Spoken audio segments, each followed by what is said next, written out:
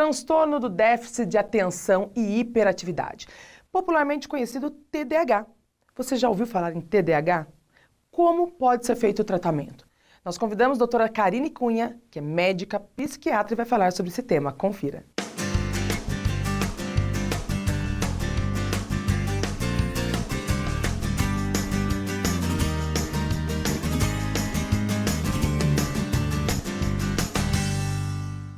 Nós vamos começar o programa falando de um tema que é muito visto nas redes sociais. Você já ouviu falar em TDAH? Pois é, eu vou conversar com a doutora Karine Cunha. Ela é médica, psiquiatra e vai falar sobre esse tema que tem muito o que dizer, porque afinal de contas, informação tem que ser com especialista. Seja bem-vinda, doutora Karina. Muito obrigada. Tudo bem, doutora? Tudo ótimo. Bom, vamos começar falando sobre um tema que a gente tem visto muito nas redes sociais. Bastante. E aí as pessoas têm mania de falar assim, eu tenho TDAH. Agora as pessoas têm Não, mania as pessoas, de criar. elas leem, o problema é assim, as pessoas hoje leem e falam, eu tenho isso aqui. Se Então, autodiagnosticam. todo mundo acha né? que tem TDAH, mas não é bem assim. Vamos começar entendendo o que é o TDAH. Então, o TDAH ele é uma sigla de uma doença chamada transtorno do déficit de atenção e hiperatividade. Então, é uma doença que cursa com sintomas de desatenção e sintomas de hiperatividade e impulsividade. Então, em geral, tem mesclado, né? Você tem tanto desatenção quanto hiperatividade. Mas você pode ter um predomínio de desatenção e um predomínio de hiperatividade. Quando perceber um sintoma de desatenção realmente de um TDAH? É que assim, o TDAH ele é um transtorno do neurodesenvolvimento. O que é isso? É uma alteração do desenvolvimento cerebral. Portanto, a criança ela já nasce com isso, os sintomas eles surgem na infância. Então, como é que a gente, um pouco de desatenção todo mundo tem, mas para você fechar um diagnóstico de TDAH, você tem que ter vários sintomas e vários sintomas ao mesmo tempo, e isso causar um prejuízo muito grande na vida daquela criança. A pessoa não desenvolve ao longo da vida um TDAH? Não, ela nasce com o TDAH, mas em geral é difícil perceber os sintomas nos primeiros anos de vida. Quando que é mais fácil perceber? Quando a criança entra no ensino fundamental, porque ela começa a ter que ficar em sala de aula, ela começa a ter dificuldade de concentração, de prestar atenção nas aulas, dificuldade de ficar sentada na classe. Então, de uma maneira geral, às vezes, quem percebe os primeiros sintomas são as professoras. As professoras. É a escola. Qual que é o sintoma dessa hiperatividade? A hiperatividade é assim, a criança ela tem muita dificuldade de ficar sentada na cadeira. Então ela está sentada, ela começa a mexer com as mãos, ela mexe com os pés, ela fica se remexendo, ela levanta, ela senta. Então qualquer atividade na qual ela tem que ficar sentada ou quieta, ela tem muita dificuldade. Eu vou mudar a pergunta, porque não são os fatores de riscos que levam a ter um TDAH. As situações que mostram uma maior, vamos dizer assim, probabilidade. Probabilidade. Obrigada, doutora. Porque tem algumas situações que acabam favorecendo para aquilo ficar exposto. A escola é um exemplo. Na verdade, o TDAH, ele tem uma questão genética muito forte. É uma doença multifatorial, mas o fator genético ele é o mais importante. De uma maneira geral, uma criança que tem TDAH, ela tem algum parente de primeiro grau que tem o TDAH e que muitas vezes não é diagnosticado. Mas alguns fatores ambientais podem também influenciar. Como, por exemplo, uma mãe que usou álcool e drogas na gestação. Isso pode alterar o neurodesenvolvimento do cérebro dessa criança. Sim. Uma criança que nasce, por exemplo, com baixo peso, uma criança prematura. Então, existem fatores ambientais, né? Doenças infecciosas, mas, de uma maneira geral, a questão genética é bastante significativa. Mas existe uma evolução que isso pode se agravando ao longo da vida? Na verdade, nós temos 3 tipos de evolução se a gente não tratar. Tá. Então, assim, os sintomas eles podem melhorar, em geral, aí no começo da adolescência, início da idade adulta. Não necessariamente remitir tudo, mas pode ter uma melhora. Principalmente nos sintomas de hiperatividade. Os sintomas eles podem persistir. Então, aproximadamente aí de 30% a 60% dos casos, os sintomas persistem na idade adulta e trazem vários problemas para a pessoa que tem a doença. E os sintomas eles podem piorar. Então a criança pode entrar numa adolescência e começar a ter alterações de comportamento, ficar muito irritada, mais agressiva, eventualmente se envolver com álcool, com drogas, desenvolver outras doenças psiquiátricas, evoluir para um quadro depressivo, um transtorno de ansiedade, ao uso de substâncias psicoativas. Agora, se a gente faz o diagnóstico precoce e faz o tratamento precoce, a evolução em geral ela é muito boa. Porque é uma doença que responde muito bem à medicação. O que o remédio proporciona? O que ele traz de qualidade de vida para quem tem TDAH? Então, a medicação, ela ajuda a pessoa a conseguir se concentrar melhor, a prestar mais atenção, ela consegue estudar, né? Ela consegue também ficar mais calma, mais tranquila, se organizar melhor, porque o TDAH ele tende a ser uma pessoa desorganizada, né? E ajuda também na impulsividade, então ele melhora a vida da pessoa como um todo. Uma pessoa que está fazendo tratamento de TDAH, em algum momento da vida ela vai conseguir viver sem a medicação? É uma pergunta, né, um pouco complicada, porque assim, cada caso é um caso, isso varia muito, né? Tem pessoas, por exemplo, que têm sintomas mais intensos, tem pessoas que às vezes têm outras doenças associadas, mas o que a gente pode fazer? A gente sempre vai acompanhando essa pessoa e a gente pode ir diminuindo a dose da medicação. Não necessariamente todo mundo vai usar remédio o resto da vida, mas talvez use, mas com uma dose um pouco mais baixa. Então, o que a gente também costuma fazer? Além do tratamento medicamentoso, a gente encaminha para psicoterapia. Na verdade, uma linha que a gente chama de terapia comportamental. Para que isso? Para que a pessoa aprenda a desenvolver recursos próprios e consiga lidar com as suas dificuldades.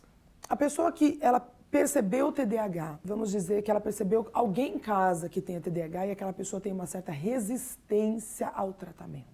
Super comum, inclusive. É muito comum. Sim. O que fazer? Como lidar com uma pessoa com TDAH até que consiga-se um tratamento? Tem alguma dica, alguma coisa para lidar com aquela situação? Quem está de fora? Não existe uma fórmula mágica, né? Assim, o ideal é a pessoa ser avaliada por um profissional. De repente, um psicólogo, e depois um psicólogo encaminha para nós. Precisa fazer uma avaliação, porque nem sempre a pessoa tem o transtorno. Às vezes é uma criança que é um pouquinho mais agitada, um pouquinho mais desatenta, mas ela não tem a doença. É muito importante a gente falar para os pais que a aceitação é o primeiro momento do tratamento. Né? O pai e a mãe entendeu, aceitou, é o primeiro momento do tratamento. Então, às vezes, o não aceitar, ou querer esperar, ou vamos avaliar, é algo que poderia já ter sido começado preventivamente e a criança, de repente, já teria muito mais qualidade de vida. Então, fica aí o nosso carinho, o nosso alerta. Doutora, obrigada. Eu que agradeço. Sempre pela sua participação, trazendo informações importantes e mostrando que, na verdade, todo mundo precisa realmente de um autocuidado. Né? Hoje o tema aqui é o TDAH, mas todo mundo precisa, de uma certa forma, dentro do seu eu aí, buscar a melhor forma de conviver consigo mesmo, que às vezes é difícil, né? Na psiquiatria isso se vê muito, né? Com certeza. Então, tudo na vida é um aprendizado. Não saia daí que o Saúde Você volta já já. Você sabia que uma noite de sono, mas um sono de qualidade, atua diretamente nas funções do organismo, promovendo bem-estar e inclusive atuando de forma preventiva? Ligue agora! Entre em contato com o telefone que está aqui na tela, porque a Comfort Clinic Colchões tem uma promoção especial para você. Como isso? Doutora, como saiu de uma dívida de 2 milhões para se tornar uma referência em harmonização orofacial? Então, Duda, eu larguei tudo, né? Eu sou periodontista, implantodontista, larguei totalmente a parte cirúrgica e comecei a me dedicar à harmonização facial. Eu acumulei uma dívida de 2 milhões por conta de clínicas de radiologia. Todo mundo sabe que o investimento na área de radiologia, de imaginologia, é um investimento muito alto. Então, um maquinário, um equipamento que você compra, né, no mínimo 1 milhão aí. E aí, acumulei essa dívida, fechei as minhas clínicas e comecei a me dedicar à harmonização, mas era para pagar dívida. Eu trabalhava para pagar dívida. E no início da pandemia, eu resolvi fazer um curso na Rússia, sem falar russo, porque eu não falo russo. E aí? E aí, meu marido, não, você não vai fazer esse curso. Na época, o curso era caríssimo pra gente, assim, né? 20 mil reais num curso online, que era um dia de treinamento. Nossa! E eu falei, eu vou fazer, meu marido não vai. Eu pedi dinheiro emprestado pra minha sogra. E aí minha sogra me emprestou 20 mil reais. Sogra boa, hein? Foi contra o filho para ter o favor. Ela não queria que eu devolvesse o marido, entendeu? E aí fiz o curso de um dia, sem falar russo, né? E aquele curso mudou a minha vida. Mudou a minha forma de fazer harmonização facial. E foi onde eu criei a minha metodologia hoje que eu trabalho e que virou um sucesso. Foi muito difícil o seu começo na área de harmonização orofacial? Para mim foi muito difícil, eu acho que para todos os profissionais não médicos, né, é um pouco complicado o início. Eu trabalhei em conjunto com o CRO, né, eu trabalho no CRO, faço parte da comissão científica de harmonização orofacial do CRO. Então a gente construiu a especialidade. Então até que essa especialidade fosse consolidada, para a gente foi muito difícil se estabelecer. Né? Uma vez que isso aconteceu, a gente não teve mais problema. Quando a gente teve apoio do nosso conselho para que isso acontecesse. Como foi a virada de chave na tua vida? Assim, eu vim de uma família muito pobre, né? O meu pai veio do sertão da Bahia, minha mãe veio da Baixada Fluminense e se encontraram em Brasília. Então eu falo assim que até os meus 10, 11 anos de idade eu morava num barraco de madeira, né? E com 17 anos, o meu pai já tinha condição de pagar uma faculdade para mim, de ajudar no meu estudo. E foi isso que eu aprendi na vida, né? Que vaca não dá leite, você tem que tirar. É correr atrás, se dedicar e se esforçar, que lá na frente você colhe o seu resultado. Agora me fala, o que você aprendeu na Rússia que te trouxe essa mudança, que mudou a sua história? Aqui no Brasil, a gente está muito acostumado, né, até então, a trabalhar com muito produto. Sempre Sim. muito produto, muito produto. E o que eu percebi na Rússia é que é diferente. Lá eles preconizam a economia de produto. Eles têm pouco produto para trabalhar, sabe? Então acho que as pessoas não devem ter tanto recurso financeiro e querem fazer. E as mulheres russas são maravilhosas, né? E eles economizam muito produto. Então eu aprendi a dobrar fio. Então eu não corto fio de PDO. Eles trabalham muito fio de PDO e ácido hialurônico. Então, eu aprendi a não cortar fio, diferente aqui do Brasil, que todo mundo passa o fio, dá aquele nozinho e corta, né? E joga metade de colágeno fora. Então, lá eu aprendi a aproveitar o produto o máximo possível. E logo em seguida, né, ali no meio da pandemia, as pessoas não tinham tanto recurso financeiro. Então, eu comecei a aproveitar, né, essa situação, onde as pessoas não tinham tanta condição financeira, mas queriam fazer harmonização facial, né? Eu cheguei com uma técnica de economia de produto, entregando muito resultado. Como que você olha para as redes sociais hoje, vendo tudo que a gente vê na rede social, a quantidade de produtos, a desarmonização, porque eu acho que é um problema que todos os profissionais da harmonização que fazem um trabalho de excelência vêm enfrentando, que é o medo das pessoas. As pessoas estão com medo de fazer, muitas vezes, justamente pelo excesso de produtos que você falou. Como que você enxerga isso e como mudar isso? Então, realmente o que eu preconizo é tratar por etapas, sabe? Você vai na queixa principal do seu paciente, não é o que te incomoda, é o que incomoda o paciente. Então, hoje eu trabalho muito dessa forma, é o que incomoda o paciente, eu vou direto na queixa principal dele, trabalho queixa, né, etapa por etapa. Vamos resolver essa etapa primeiro. Você ficou satisfeito? A gente passa para uma próxima etapa.